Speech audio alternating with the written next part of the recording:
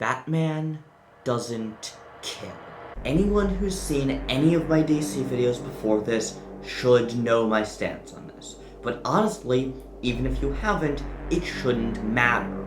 We should all understand that Batman, Gotham's symbol of peace, who was traumatized by the death of his parents, doesn't kill.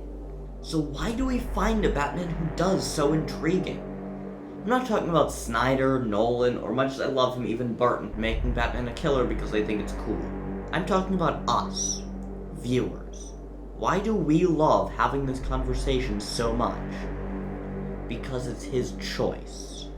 Every time, it would be easier for him to just pull the trigger. And every time, he makes the harder choice. Let his foes live. But that's because he's a fictional character, so only the writer determines his actions. What if we were in charge? Batman Beyond rules. The futuristic dystopia that is Neo-Gotham, the teenage angst of Terry McGinnis, the grief shared by so many heroes, and the incredible downturn of Bruce, Gotham's symbol of justice, getting so jaded by all these years and his only possible retirement. We love cyberpunk, we love teen stories, and we sure as hell love Batman. So why was the last time we saw this show 2001? Batman is fun. The Arkham games kinda suck sometimes, but dropping to the ground, kicking a guard in the head, and dodging around their attacks to deliver a counter of your own is a blast. So why was the last time we saw him playable almost 6 years ago? And why was the last time he was really playable almost 9 years ago? Give us a Batman game, make it Batman Beyond, and let us make some choices. We open in medias res. Not with Terry, though. With Bruce. He's on a rooftop, fighting thugs. This game will be carried by how tight the fighting is. Have him using cape tricks, grapples, all sorts of things. But one thing he never does is dodge. That's not even a button you have right now. He always wears a target on his chest. After all, you don't even have a health bar. He soaks up all the blows, and he deals all the damage. 4 of the guys go down. Get the last guy to a ledge. He begs you not to kill him, asking who you are. The first dialogue choice of the game appears. You can either say, quite succinctly, "I'm Batman," or you can say, "I am vengeance. I am the night." But he doesn't finish the quote. We all know that, sadly, Kevin Conroy will never voice Batman again. So while I love the idea of using recycled clips for him, I think we should let someone else voice Bruce for a change. And I think we already saw who it should be. Don't call me Padre. Okay. Call me Dads. If you say, "I am vengeance," you throw him to the ground. If you say, "I'm Batman," you put him down gently.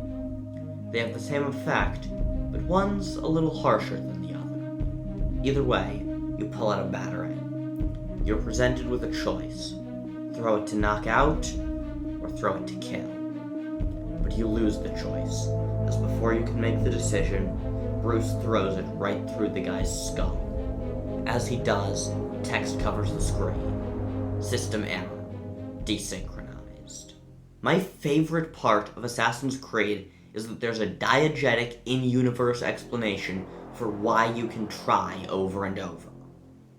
You play out an ancestor's memories, and if you die, or if you do something too wildly out of character like kill a civilian, you're told that because of your actions, the animus desynchronized.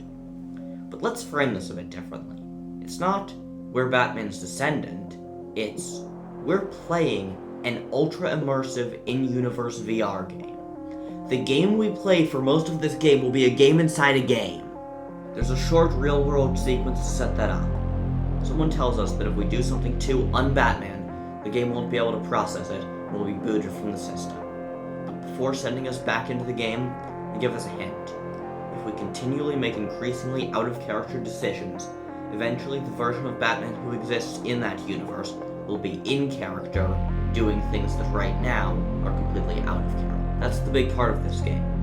As you play it, your choices shape how Batman works and what's in character. And if you keep at it like that, eventually you'll be able to kill.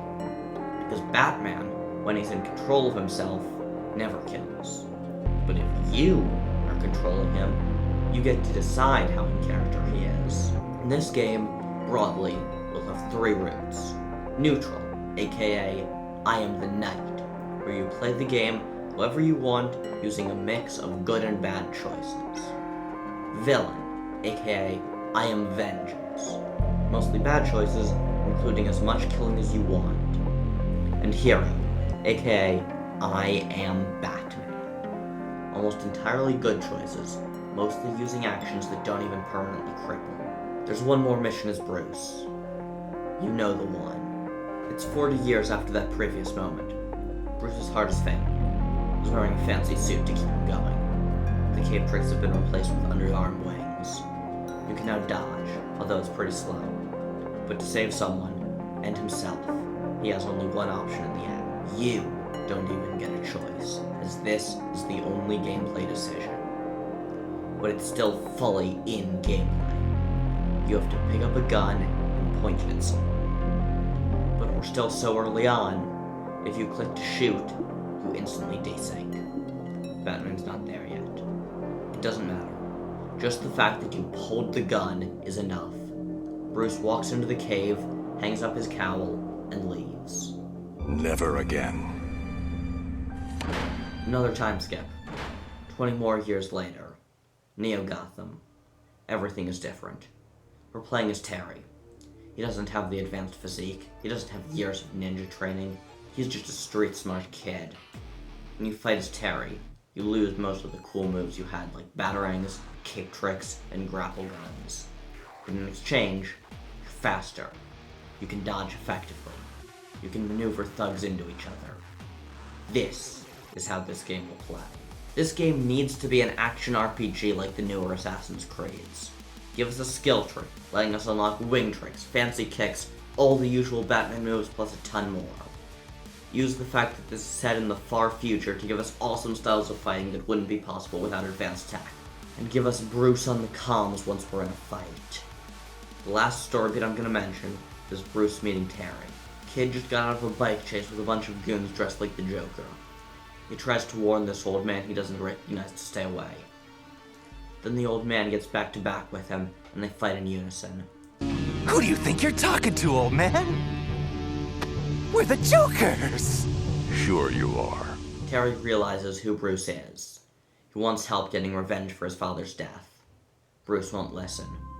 He refuses to let anyone else take over for him. Batman is dead, and he knows what happens to people who get close to him. They get hurt. Yet this kid, something about him feels right. Almost like a chance to make up for what happened to Jason. So after a few days, Bruce lets Terry start working for him. The game has truly begun. This game cannot be open world. I know open worlds are popular, but this game will live or die on tight controls, cool combat, and compelling story. All 3 of those work better in a narrow, linear game. Give us skill upgrades at the end of missions. Milestone leveling, rather than XP. That also means you need to start thinking like Batman. Terry doesn't get to go do 100 side missions, beat up 50 thugs, and suddenly have the power Bruce had in his prime. He needs to work for it, but he's working at it while he's advancing, so he needs to consider what to prioritize. Maybe even give us more points for stealth if you do that more, versus more points for combat if you end up mostly getting into fights. Then the climax of this game is decided with a stealth section if that's how you play, but a fight if it's not. Wait, shit, write that down, that's awesome. So what should the story be? I don't know, man.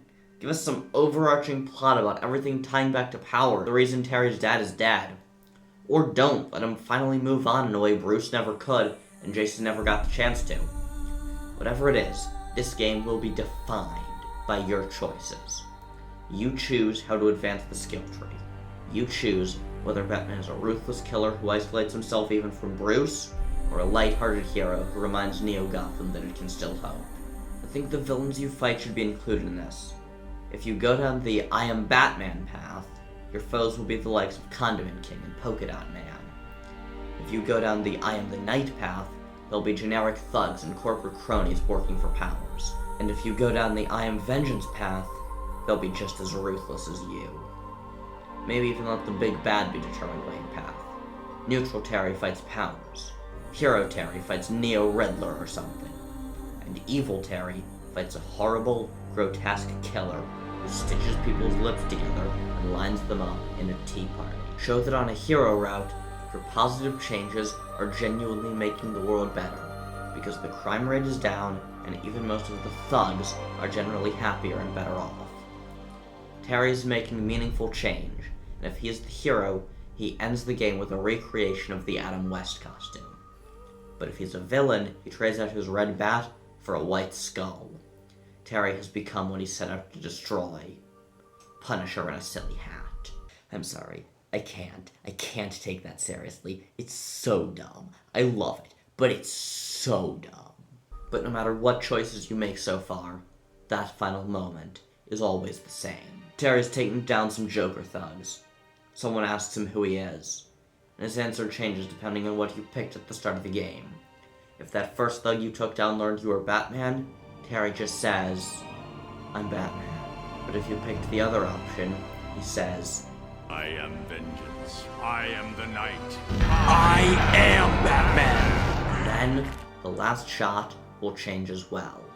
On a neutral path, Terry breaks the guy's legs and leaves him there. On an evil path, Terry shoves him off a building. On a hero path, Terry gets him into a mental institution. The only time Batman ever kills is if you're making the choice. But the only time Superman ever kills is if something has gone horribly, horribly wrong. And since injustice sucks, if you want to watch a video about an actually good Superman, you can check out this video right here. Until next time, stay ultra and peace out.